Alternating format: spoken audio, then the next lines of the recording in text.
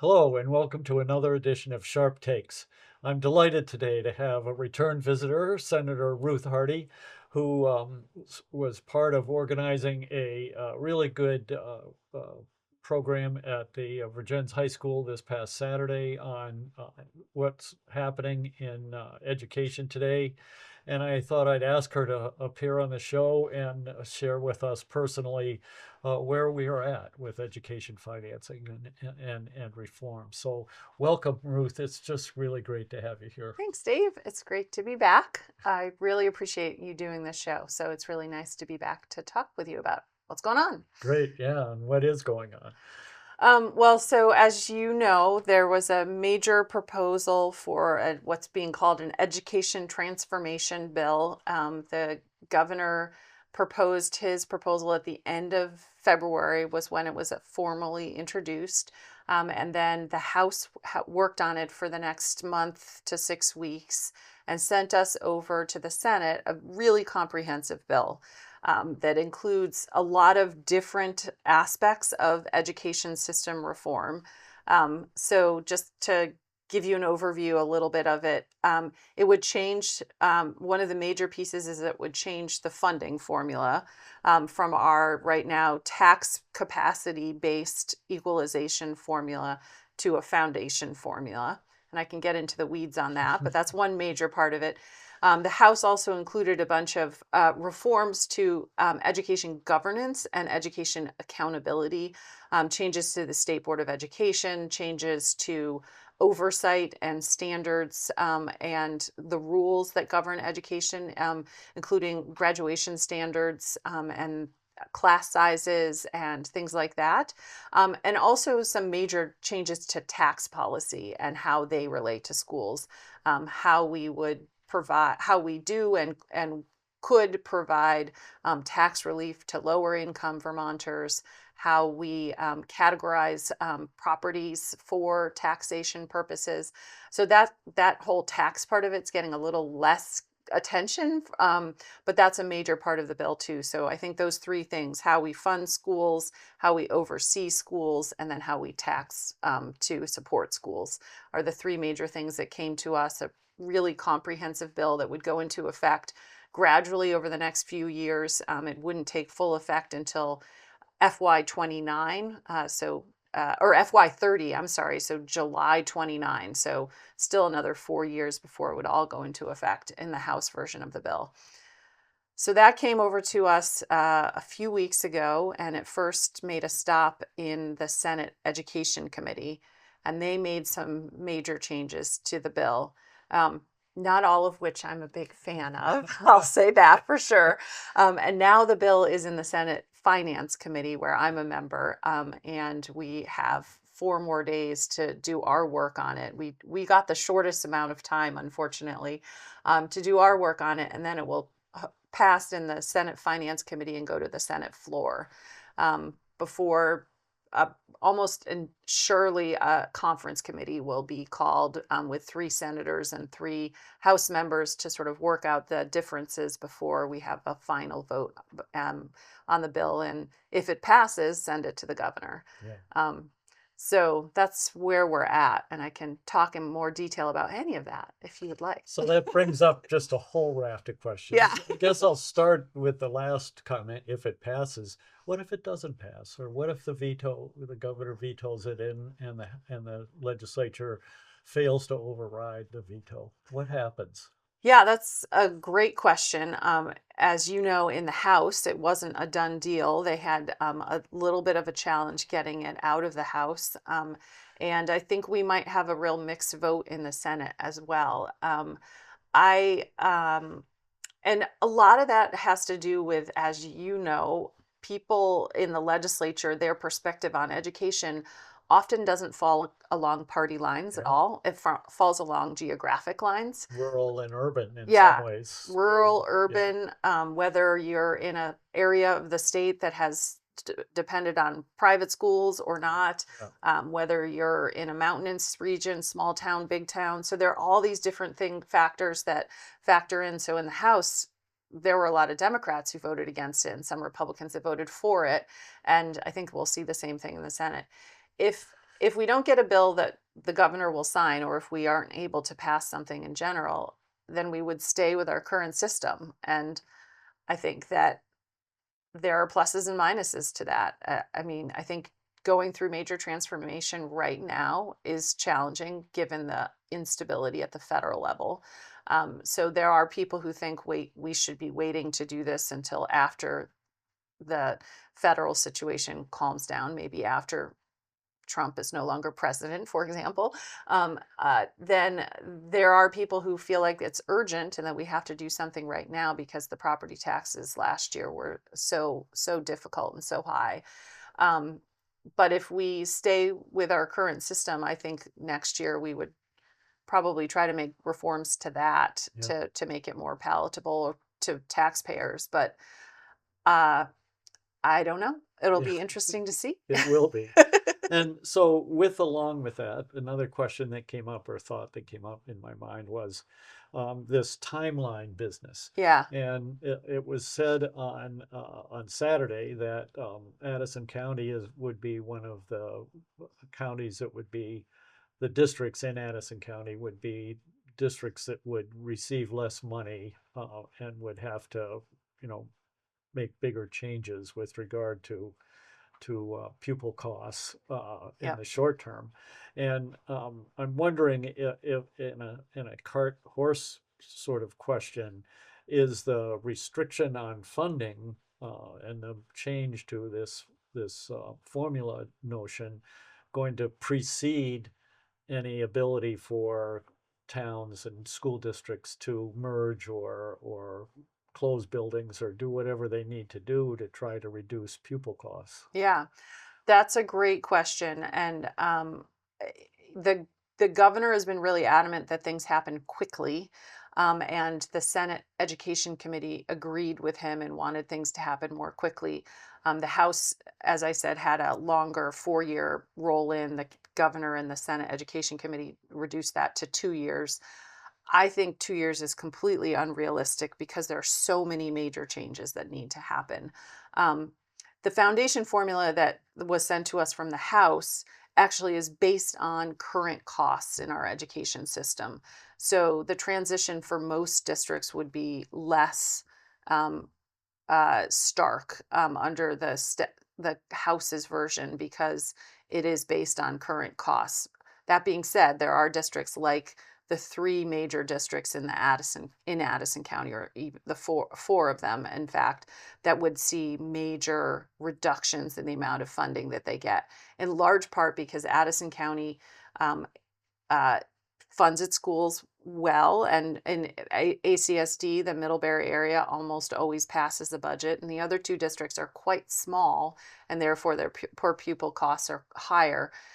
So the foundation formula would give these districts less funding. So Addison County schools would see less money under a foundation formula, including the House version of the foundation formula, although that one is more generous than any of the other ones being proposed. We also would probably see tax rate decreases, which people want to see, but not as large of tax rate decrease as some people might think out of this proposal. And districts will have to adjust. I would say the one thing that the Senate Education Committee did that I like is put in a transition provision so that districts would move to a new foundation formula by getting a little extra money or a little less money, depending on if they're moving up or down in the formula. It would go from 75 to 50 to 25% of a proportion of their funding now added on or subtracted out across 3 years. So that would help the financial transition. And I would, as I said, was probably the one good thing that the Senate Education Committee did to the bill. But it will be a tough transition, and the House version of the bill creates a subcommittee of the Commission on the Future of Public Education, which was established last year to sort of work on these issues. It would create a subcommittee of people, mostly experts with a couple legislators, to create some options for a new school district maps. I think it asks for 3 options for the legislature to consider next year, and to really think about, which of these makes sense, and to vote on new school districts. And then the new school districts would go into effect and sort of get organized over the next few years before they actually start getting kids. So there would be that chance to really think about, how do we want to organize things. The Senate Education Committee took that out, created a committee of only legislators, so makes it very political, and asks for one option, one map, which I think is really unrealistic and probably will end up getting voted down. So it sort of leaves it up in the air whether or not there would be redistricting. But without restructuring our school districts, the foundation formula will be really difficult for school districts Yeah, to yeah, manage. imagine. So let's talk about the foundation formula for a moment. One of the reasons that this was put forward, as I understand, and has gotten some support, or Hmm. pretty widespread support, is that we the and I'm a believer in that Act 60 has contributed significantly to uh, greater equity in our state. However, there were districts that did not take advantage of the poverty weighting and other provisions that created so-called tax capacity Hmm. to direct more resources towards these students who have more difficulty learning. Um, and so the notion was that a foundation formula would actually direct those resources to those students. Is it your belief that the proposals on the table do that? Do they actually deliver more resources to these kids that have trouble learning? That's a great question. And I first want to say that I think our current education funding system, the Act 60 formula, tax capacity formula, is a really elegant formula, and I know there are people who have worked really hard to create that formula and did a great job. It is the most equitable from a perspective of taxpayers in the country by Yeah, far, no question. and has served the state really well for the last 30 years almost. So I definitely want to give kudos and thanks, gratitude to the people who worked on that and improved it over the years, um, and it has worked really well. However, usually every generation or so, states change their funding formulas for schools for a variety of reasons. And I think the reason why we're sort of getting to that point in Vermont is, one, over the last 30 years since the implementation of the Act 60 formula and the Brigham decision that led to it, we have lost about 30,000 school kids. So we have far fewer students Students. than we Yeah. did in the early, mid to late 90s. And we have seen districts, as you mentioned, some of them taking advantage of raising more revenue to support kids, and others taking advantage of the ability to lower their property taxes. So we've seen an increasing inequality Yes. in the system. Yeah. So moving to a foundation formula can address that in some ways, because it gives what should be an adequate amount um, to educate a child, and then adds on top of it, on top of the foundation, more money to provide services to kids who have special needs, like English language learning needs, or students living in poverty, or special education. Um, the problem is, and the rub is, that not all foundation formulas are built the same. Yeah. Not all of them, and we've said this multiple times in the building, and I keep reminding people, you can have really good foundation formulas that are empirically based and provide adequate funding and are really well structured. And you can have foundation formulas that are really just meant to underfund schools and uh, do things on the cheap. And obviously, we want the first kind, but there have been, I think, now 4 different foundation formulas proposed, and only one of them is the former. Only one of them is empirically based and provides an adequate amount of funding, and that's the formula that the House passed.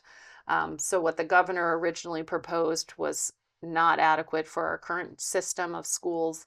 What the Senate Education Committee um, put together is not empirically based. It's not even a finance committee. It's not a finance committee. They didn't really fully understand the education funding system when they were putting it together. And then the Secretary of Education came in last week and proposed yet another foundation formula, which is supposed to be the enhanced formula. But again, it seemed to be not very well structured and kind of hastily thrown together, not based on empirical data.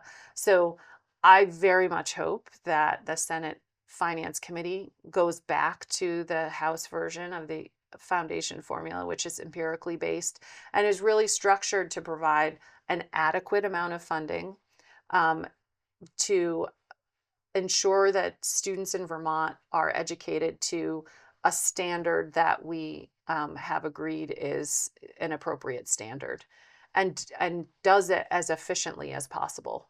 So those are the 3 sort of criteria: adequacy, effectiveness, and efficiency.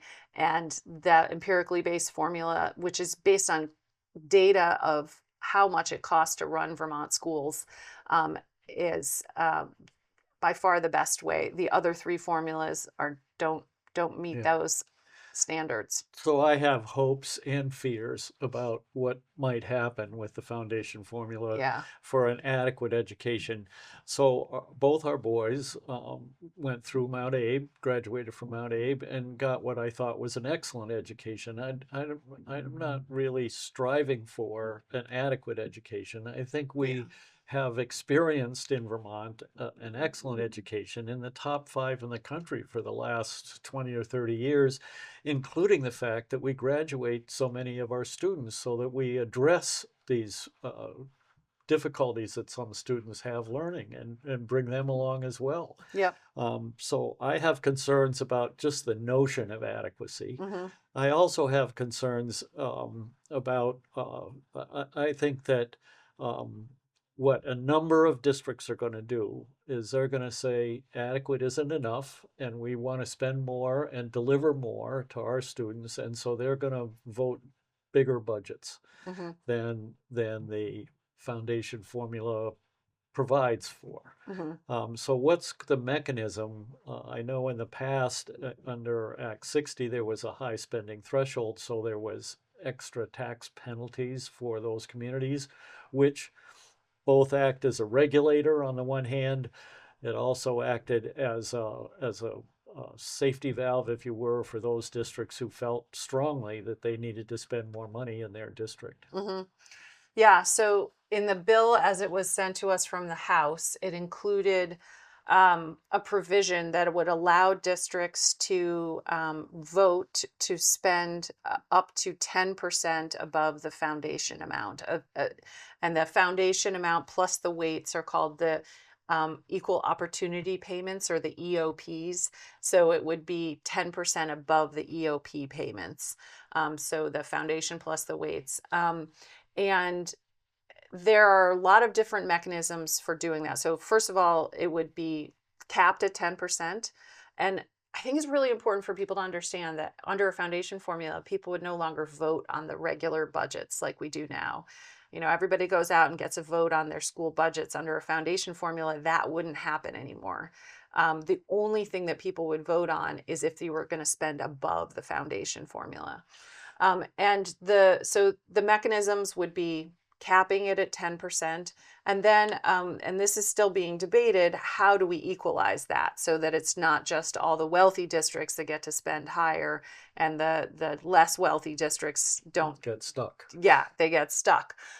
So the way that the House provision is that when districts decide to sort of go into the pool of raising extra revenue, everybody would be have their property values, the base from which you would be raising the money, your grand list would all be keyed to the lowest value district in the state.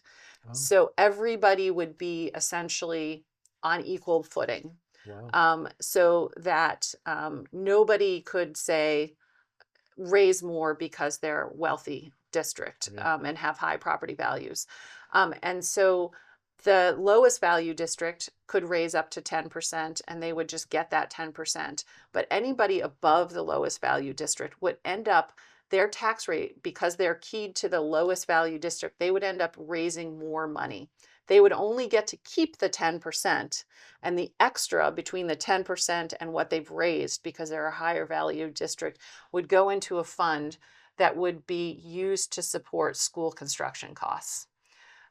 Because this is something that hasn't been talked about a lot, but Yeah. if we are moving to a completely different sort of school, um, uh, structure across the state with different districts, and even if we're not, we have some of the oldest school buildings in the country that are in the least good condition, and we really need to be building schools. Yeah, on the face of it, if you just look at the loss of students, so we have fewer students in our buildings across the state, we have deteriorated buildings Yep, across the state, and we have an effort to reform education in a way that reduces costs, but partly by bringing numbers of students together so you get so-called economies of scale. exactly. And so that would require building new buildings to some extent. So if we don't have some sort of construction support from the state, that becomes even more difficult. Exactly. So that would be the mechanism that we would raise money to put into this fund to help subsidize school construction at the local level. And there's a whole section of the bill as it came over to us from the House, but it was actually, there were bills introduced. There were two committees over the last few years looking at how to fund school Yeah. construction, bipartisan support for the mechanism that's in the bill. Actually, it's the one part of the bill that's not really been changed throughout the whole thing. And we would provide up to 20% of school construction aid to districts that were able to pass bonds, and the state would support those bonds. They would be issued through the Vermont Bond Bank Yeah. and have state support behind them. So hopefully that will lead to the ability to build schools or repair the schools that we have, expand the schools that we have, or sometimes shrink the schools that we have in order to really look at how, where is the best place to have those buildings, Yeah. especially as we've had reductions in the number of students. The population centers have changed over the last 30, 40 years, or certainly since the time when we built so many schools in the 50s and 60s and Yeah. 70s. Yeah. And so they might not be in the right places anymore. Yeah. So we're going to have to really look at that. Plus, there's PCBs and other chemicals in the Yeah, buildings.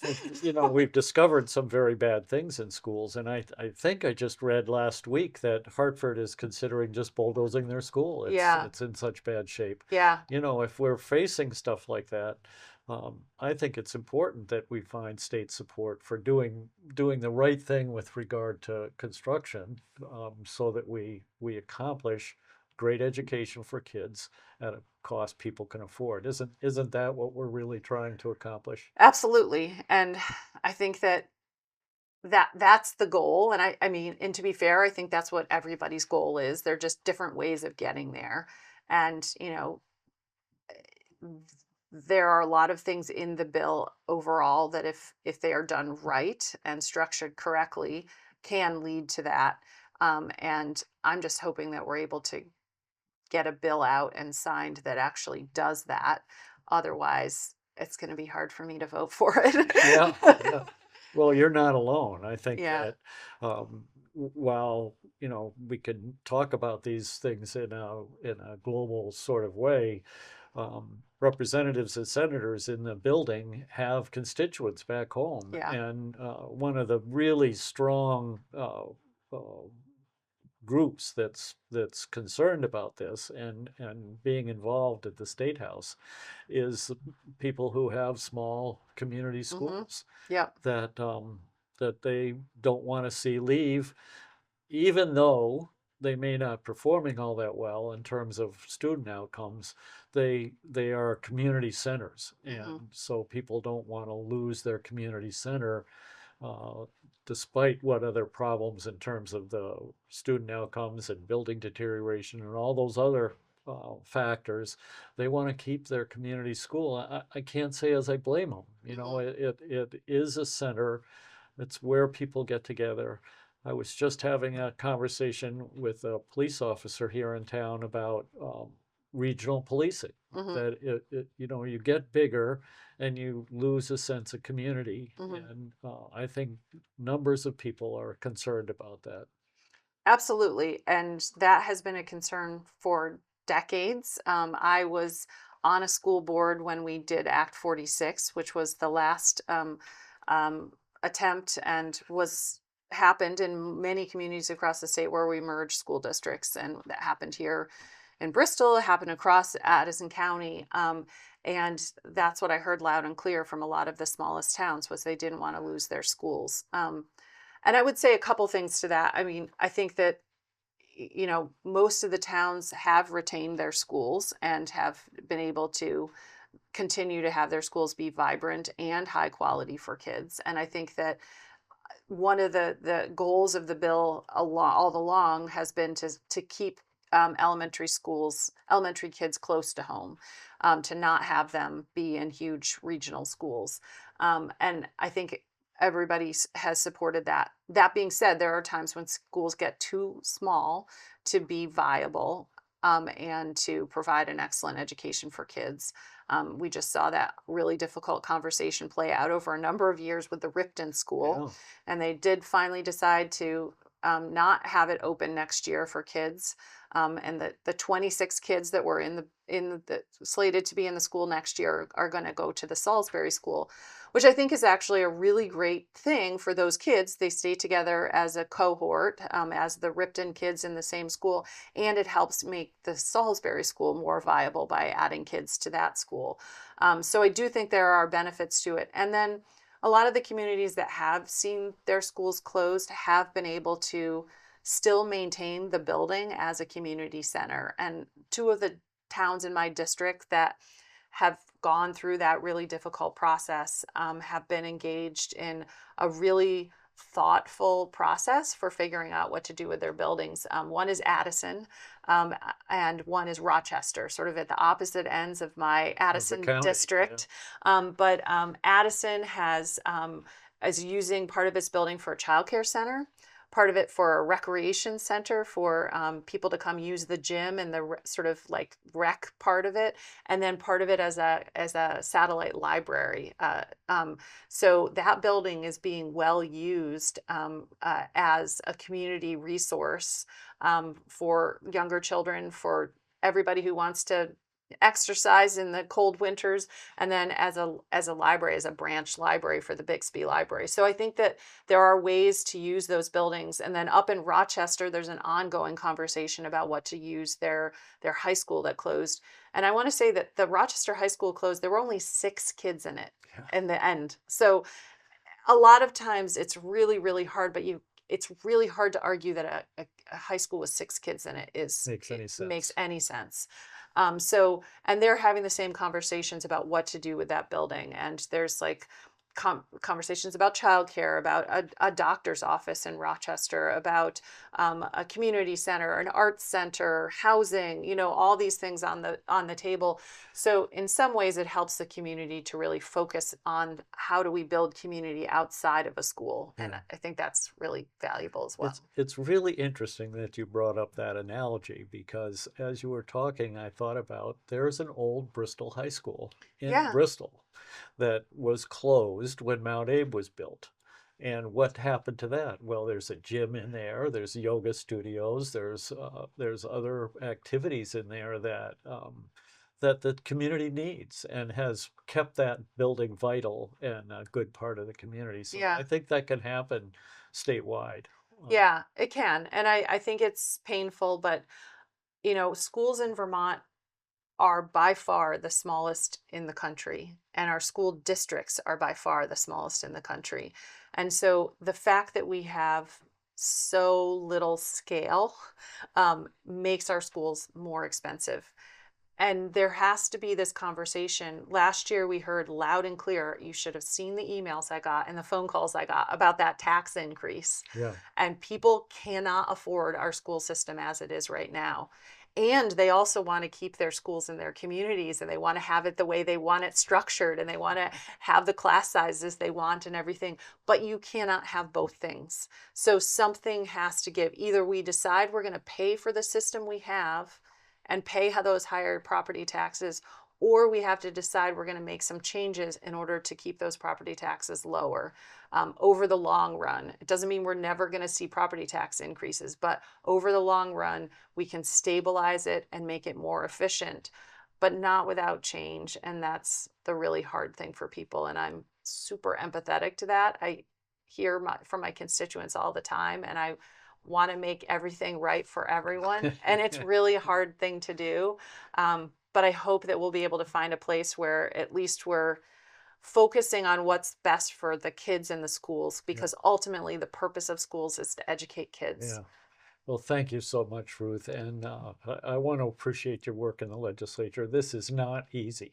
And anyone who thinks that people go up there to legislate just to enjoy themselves and have a good time, uh, just spend a few days up there. I mean, it is hard work. Yeah. And difficult decisions are made every day, not just about education, but about other things as well.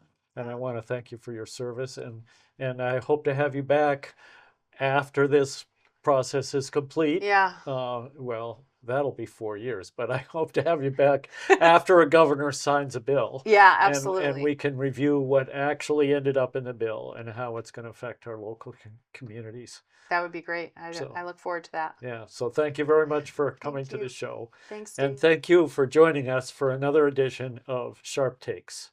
Have a great day.